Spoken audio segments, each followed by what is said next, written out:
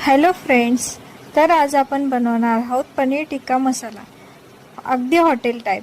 तर त्यासाठी आपल्याला लागणार आहे कांदा मी इथे कट करून घेतलेला आहे. कांदा एकच घेतलेला आहे कारण भाजी आपल्याला थोडीच बनवायची आहे. त्यानंतर मी घेतले खोबरं किसून घेतले, थोडासा टोमॅटो घेतला आहे आणि 2 पाकळ्या लसूण घेतलेला आहे. तर कांदा आपल्याला अगोदर तव्यावरती भाजून घ्यायचा आहे. त्यानंतर थोडंसं त्यावर तेल घालायचं आहे, म्हणजे कांदा लवकर भाजण्यासाठी मदत होते. कांदा जास्त काही आपल्याला काळा करायचा नाही आहे, फक्त ब्राऊन कलर येईपर्यंतच आपल्याला कांदा भाजून घ्यायचा आहे. बघा, आपल्या कांद्याला किती छान ब्राऊन कलर आलेला आहे. तर कांदा आपला इथे भाजून झालेला आहे. कांदा मी एका साईडला करून घेतला. त्यानंतर मी तिथेच टाकते किसलेलं खोबऱ्याला पण जास्त काही वेळ लागणार नाही भाजण्यासाठी. तर खोबरं आणि कांदा थोडंसं एकत्र करून परत भाजलं तरी चालेल. खोबरं आपलं भाजून झालेलं आहे. त्यानंतर मी मिक्सरच्या भांड्यामध्ये काढून घेतलेला आहे मसाला. थोडं जिरं घेतलं आहे, 2 पाकळ्या लसूण आणि कोथिंबीर आणि आपले कट केलेले टोमॅटो. तर मिक्सरच्या आपण बारीक वाटण करून घेऊया.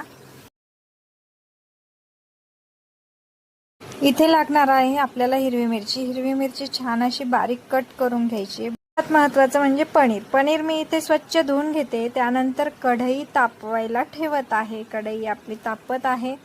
तापलेल्याच कढईमध्ये अख्खं पनीर मी तळून घेते. म्हणजे काय, चॉप करून टाकायचे नाही आहे. त्यामुळे काय होतं की पनीर कढईला चिटकतं, अशाने चिटकणार नाही. नंतर कढईमध्ये आपण टाकून घेत आहोत त्याच तेलामध्ये, दुसरं काही मी तेल घेतलेलं नाही आहे, त्याच तेलात आपण मसाला टाकून घेत आहोत. मसाला थोडा होऊ द्यायचा आहे. त्यानंतर कट केलेली मिरची नंतर आपल्याला लागणार आहे थोडंसं लाल मिर्च पावडर. मी 1.5 चमचा घेतलेला आहे. तुम्ही तुमच्या नंतर मी इथे घेतलेला आहे, सहजच बाजारात आपल्याला मिळतो पनीर टिक्का मसाला. तर मी इथे थोडासा मसाला टाकते. थोडाच टाकायचा आहे कारण नंतर आपल्याला दुधामध्ये सुद्धा मसाला लागणार आहे, तुम्ही बघू शकताय. आणि जे आपण मसाल्याचं भांडं होतं त्याच भांड्यामध्ये मी थोडंसं पाणी टाकून घेत आहे आणि ते पाणी मी मसाल्यात टाकते. बघू शकताय, पाणी थोडंच घेतलंय अगदी, कारण नंतर आपल्याला दुधाचा वापर करायचा आहे. नंतर मी काजू घेतले कारण मला काजू खूप आवडतात, त्यामुळे मी इथं काजू सुद्धा घेतलेले आहे. बघू शकताय, दूध इथे घेतलेलं आहे. त्यातच आपल्याला टाकायचं आहे दुधामध्ये पनीर टिक्का मसाला. आणि इथे